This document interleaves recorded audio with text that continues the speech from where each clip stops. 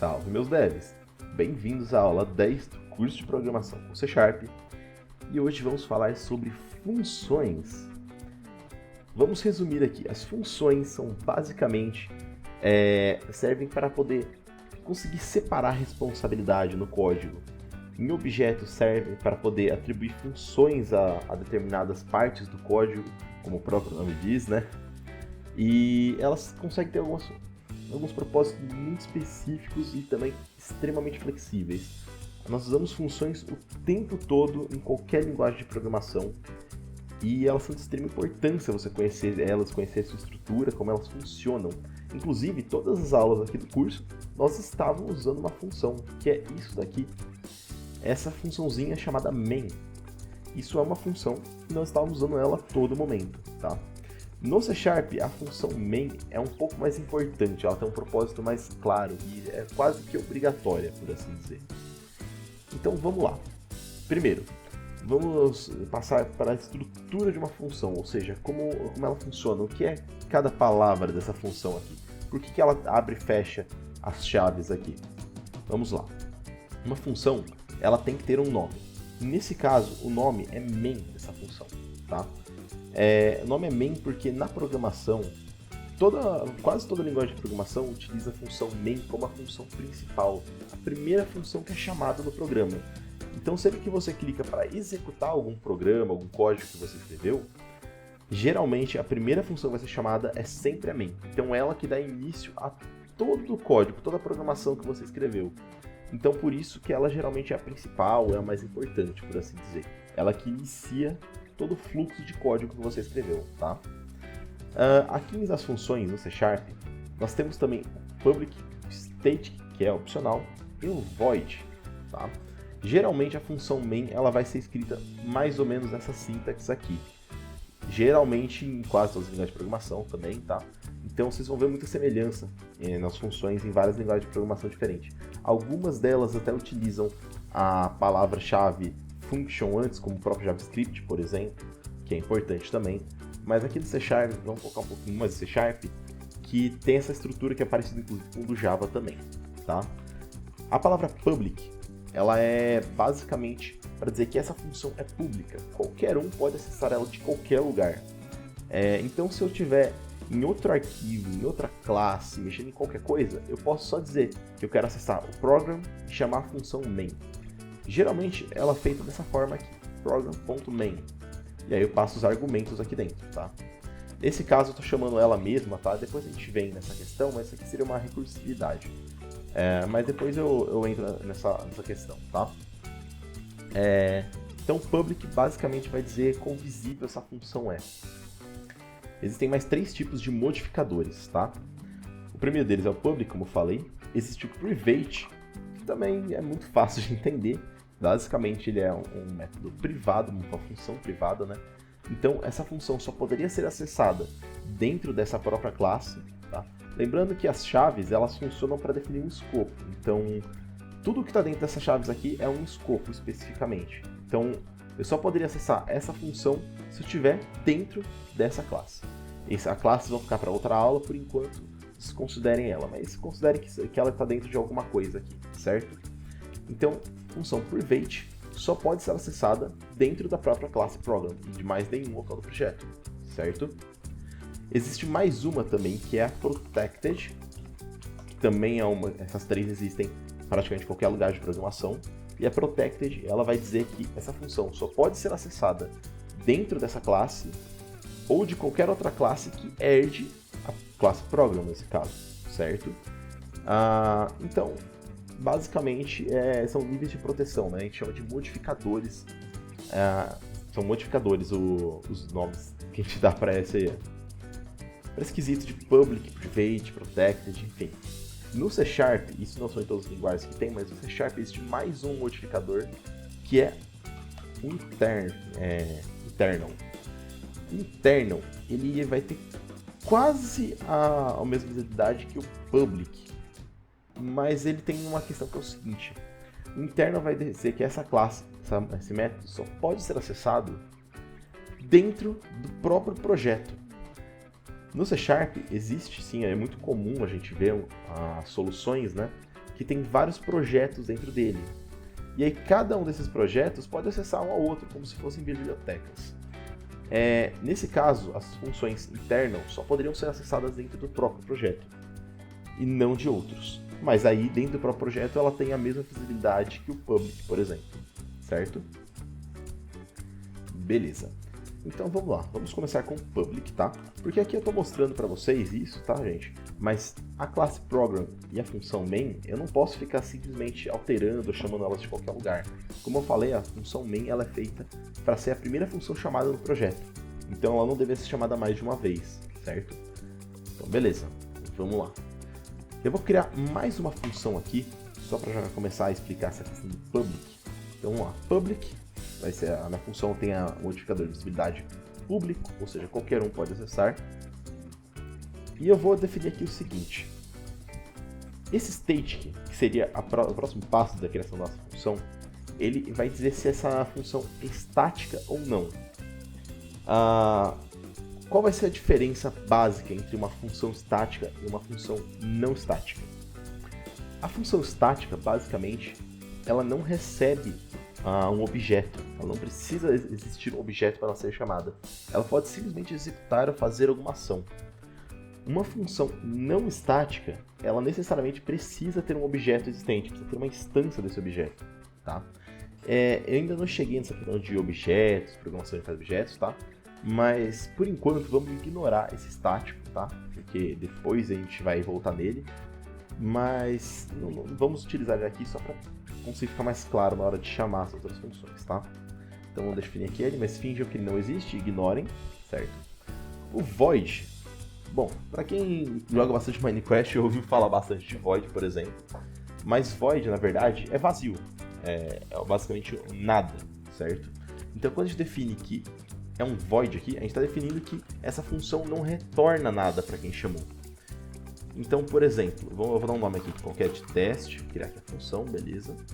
Aqui dentro, se eu falar o seguinte, quero chamar a função teste, eu estou iniciando ela. Então, na hora que o código passa por aqui, chega nela, aí vai entrar aqui dentro e vai executar tudo dentro dessa função, depois ele volta para cá e continua a execução normal do código, certo? Mas tem um porém. Nesse caso aqui, esse void program.test, ele não está retornando nada. O void é literalmente nada. Então, se eu tentar definir alguma coisa aqui, alguma variável, vocês podem ver que dá erro.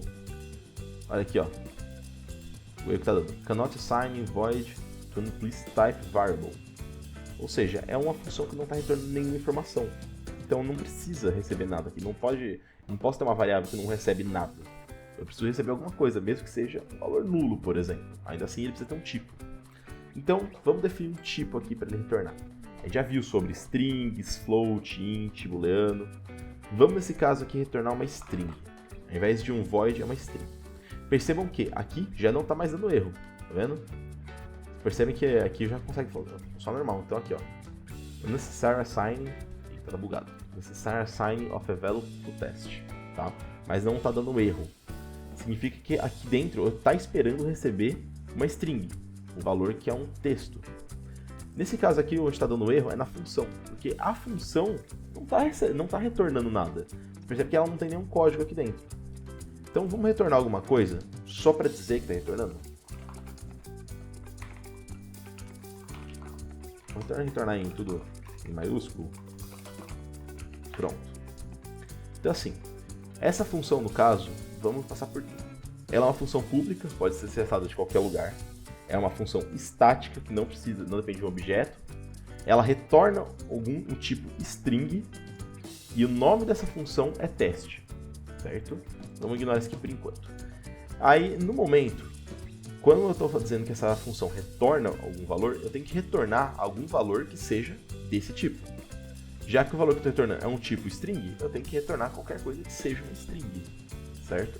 Eu poderia, inclusive, definir aqui um número, por exemplo, o número 1, e retornar aqui um 1, só que ele vai gerar um erro. Por quê? Aqui eu estou passando para ele a variável do tipo inteiro, que tem um 1 dentro.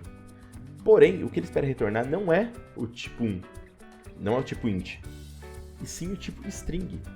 Então, eu posso simplesmente fazer uma conversão E aí o que ele vai retornar aqui é o número 1 em formato de string. Ou seja, isso também é possível, tá, gente? O que ele espera é o tipo que está retornando aqui. Então aqui o toString, ele converte para string, está retornando string aqui novamente, tá? Então, eu sei que parece um pouco confuso no início, mas é tecnicamente muito simples. Tudo que a gente aprendeu aqui agora, a gente pode aplicar dentro de funções para separar por escopo, separar por responsabilidade. E, às vezes, alguma função ela não precisa retornar algum valor, ela só precisa executar alguma coisa, alterar alguma informação no banco de dados, salvar algum arquivo, e não precisa retornar nada para o código. Alguns casos, ela precisa retornar. Então, por exemplo, uma função que tem como princípio fazer um cálculo matemático, ela vai precisar retornar um valor, que é o resultado desse cálculo. Então, vamos fazer justamente isso. Ele vai retornar um float, nesse caso, tá? Beleza, vamos apagar tudo isso daqui. Eu vou colocar aqui embaixo o return e vou colocar aqui o result, que eu vou criar uma variável chamada result, tá? Vamos criar aqui a variável var result. Não lembro se eu comentei com vocês, mas o var ele é necessariamente um tipo genérico, tá, gente? Vocês vão ver eu utilizando muito mais ele daqui para frente, porque em boas práticas da programação, o C# é uma linguagem fortemente tipada, então ela necessariamente precisa sempre ter um tipo, mas o var ele consegue definir esse tipo genericamente, não precisa especificar qual é o tipo, mas ele vai receber um tipo específico. Depois a gente entra mais em detalhe. Deixa eu utilizar um pouco mais aqui essa tipagem, que aí depois eu explico melhor sobre isso também. Mas vamos lá. Então aqui eu criei uma variável result, que é um float, tipo float, e aqui ela vai precisar receber alguma coisa. O que ela vai receber? Nesse caso, a gente vai chamar essa função de calculate, que é para calcular. Essa função, nesse caso, vai receber 2 parâmetros, tá? Tudo que fica dentro dos parênteses, a gente chama de parâmetro, certo? Que são os parâmetros que a gente vai passar para a função para ela poder executar o que ela tem que executar. Nesse caso, a gente vai receber 2 tipos de float. Um float que eu vou chamar de num1, vírgula, outro float que eu vou chamar de num2, certo? Então aqui é o seguinte, eu separo todos os parâmetros por vírgula. Eu defino uma variável aqui em cima, vírgula, outra variável. Eu posso definir quanto eu quiser. Se eu quisesse um float num3, por exemplo. Tá aqui, ó, num3 também. Beleza? Nesse caso só vou definir 2 mesmo. E como funciona a parametrização de funções? Percebam que agora, quando eu chamar aqui o calculate em cima, ele está dando um erro, mesmo retornando o tipo float, que é o tipo dessa variável, tá? Então por que está dando um erro aqui? Perceba o seguinte, there is not argument give type corresponds to the required parameter num1 of program calculate float, certo? O que ele está querendo dizer aqui? Basicamente, está falando que é requerido os parâmetros num1, e depois que eu colocar o num1, ele vai falar que também é requerido o parâmetro num2. Ou seja, são 2 parâmetros que eu preciso passar para essa função. Então vamos passar aqui 2 números. Vou passar 2.4 e 5.4. Eu estou definindo que são 2 valores de float, né? Número flutuante, enfim. Então eu estou passando aqui os 2 valores para ele, tá? Se eu clicar aqui, ó, pode ver, num1 e num2. Está passando. Esse aqui é o valor do num1 e aqui é o valor do num2. Beleza? Eu vou pegar essas 2 variáveis e vou fazer o seguinte. Num1 mais num... Vou multiplicar, então. Multiplicado por num2. Então aqui eu estou pegando a primeira variável, que é o num1, e estou multiplicando pela segunda variável, que é o num2. O resultado disso fica gravado dentro de result, e eu estou retornando o result para quem chamou essa função, seja quem for no caso. No caso aqui eu estou recebendo é isso aqui. Deixa eu colocar aqui ó, a variável como result. Beleza. Vamos colocar aqui um breakpoint, os 2, para ver como funciona na prática, tá? Vou iniciar aqui o projeto. Está carregando. Beleza. Prontinho. Então percebam, o projeto começa normalmente executando a função main, que novamente é sempre a principal função a ser executada, é sempre a primeira e a principal função do projeto, tá? Vamos executar aqui. Na hora que ele chegar aqui dentro, perceba que eu coloquei um breakpoint aqui. Significa que quando eu for executar essa função calculate, ele tem que entrar aqui dentro também, eu vou debugar essa função. Ó, parou aqui também, beleza? Então, beleza, aqui em cima eu chamei a função calculate, passei o valor 2.4 e o valor 5.4. Vamos parar aqui, ó, no 1, 2.4. Tá com o valor que eu especifiquei aqui em cima. Aqui, no 2, tá com o valor 5.4, o valor que eu passei aqui em cima, certo? Então, beleza. Aqui eu vou pegar o num 1 e multiplicar por num 2, e o resultado, 12.96000001, perdão. Então esse é o resultado da multiplicação de num 1 por num 2. Aqui dentro, result. Eu estou retornando esse valor do result para quem chamou. Então, saindo da função, ele volta para cá. Percebendo que aqui, ó, result está com o valor 0. Na hora que eu passar, ele atribuiu o valor do resultado.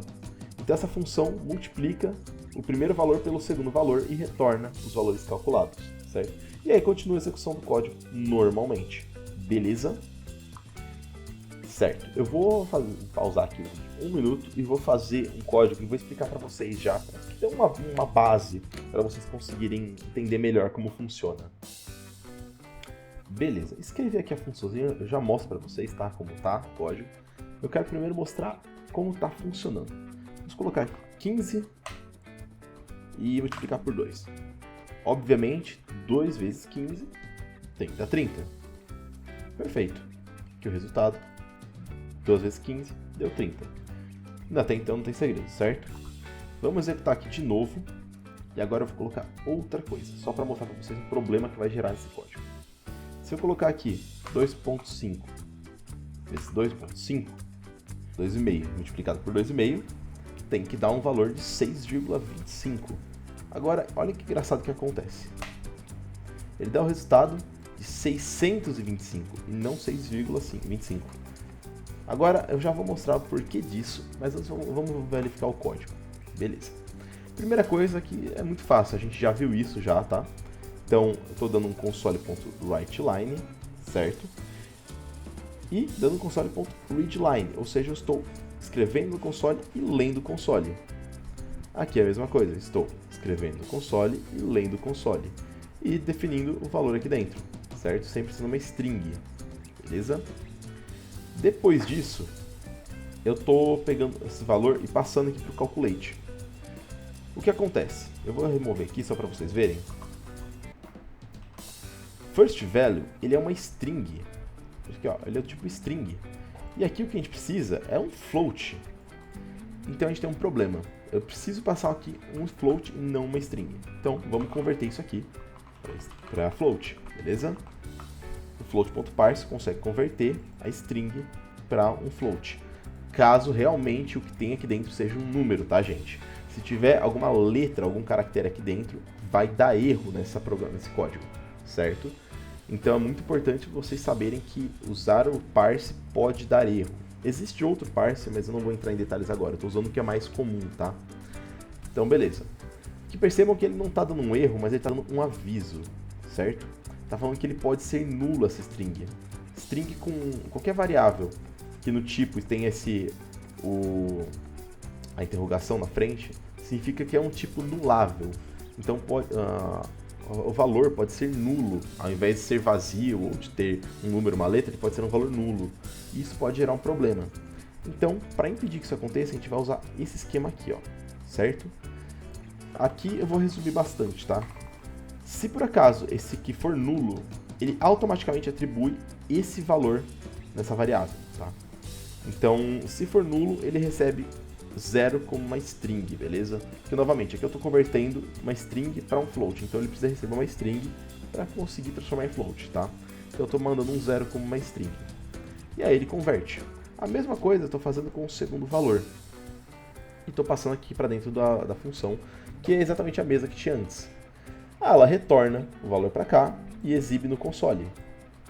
Então vamos debugar isso daqui para vocês verem como está funcionando. Eu vou executar aqui mesmo e vou colocar um breakpoint aqui embaixo, perdão. Beleza. Então primeiro, ele está pedindo aqui para a gente executar. Eu vou dar um F10, escreveu no console, se a gente for ver aqui, ó, está escrito já. E aqui, dou mais um, ele está esperando agora o console retornar alguma informação. Então eu vou retornar aqui 5. Deu um Enter. Então beleza. Aqui o primeiro valor já está com 5, como uma string. Agora está esperando o segundo valor, tá? Eu vou ser um pouquinho mais. Vou colocar aqui o 2. Deu um Enter. Aqui o segundo valor já tem 2. Então, o primeiro valor tem 5, o segundo tem 2. E ele está passando aqui para o Calculate, tá? Esses dois valores. Perceba que aqui já recebeu o 5 e o 2, que são os valores informados no console. Ele vai calcular, vai retornar aqui para o Result. E está aqui, ó, 10.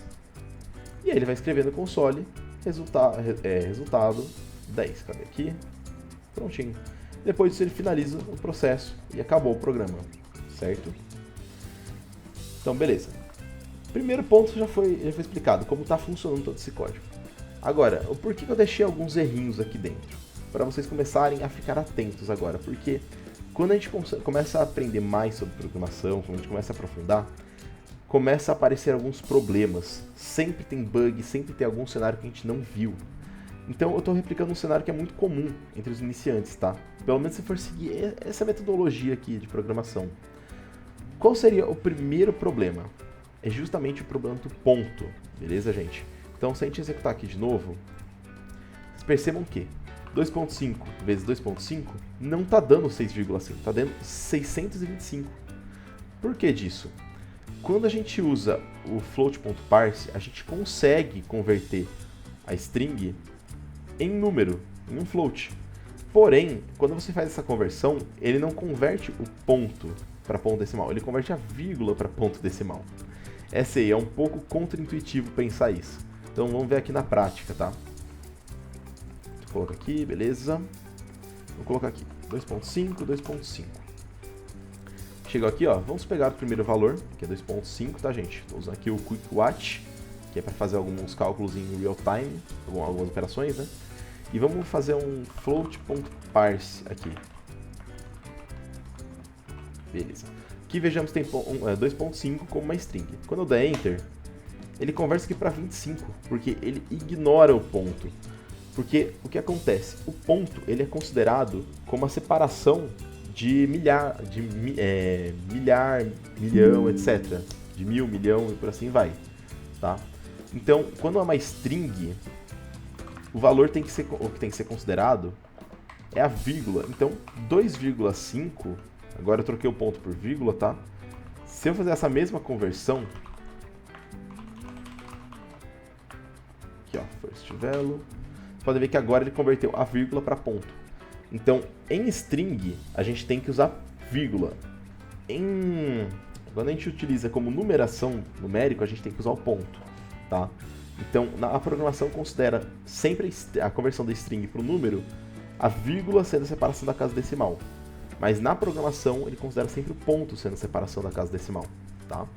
Então, por isso que gera esse pequeno problema, beleza? Outro problema que também vai gerar aqui é o seguinte. A gente está recebendo valores string, significa que eu posso digitar qualquer coisa aqui em cima. Então, vamos digitar a palavra teste, certo? Perdão, fui atender uma ligação aqui, gente. Então, vamos lá. Eu digitei aqui o valor teste. E aqui, ó, eu vou digitar um número normal mesmo, 2, por exemplo. Beleza. O segundo valor, ele recebeu o 2, normalmente. Já o primeiro valor, ele recebeu a palavra teste. Porque lembrando que string é um texto. Então, eu posso enviar qualquer coisa aqui. Então, esse é o segundo problema. Quando for passar aqui, ele vai gerar um erro. A gente chama de uma exceção, no caso. Porque é impossível converter um texto para um número, porque tem números, tem letras, e não faz parte de uma numeração, certo? Então, passo por aqui, the input string test was not in a correct format, ou seja, essa string está num formato incorreto, porque não pode ser convertida letras para números, né? Então tá dando esse erro aqui, tá? Então esse é o segundo erro muito comum que se acontece na programação, beleza, gente? Você pode ver aqui, ó, deu erro, a exceção, né? Ele informa aqui que o erro foi na linha 12 do program.cs, beleza? Então, assim, basicamente, isso são funções, tá? Elas são utilizadas para exercer alguma função, obviamente. E eu vou entrar em mais detalhes na próxima aula, que vamos falar sobre classes, beleza? Antes de entrarmos na aula de programação a objetos, orientado a objetos, né? Mas de uma forma um pouco mais rasa. Então, isso foi a aula de hoje. Espero que tenham gostado. Falou!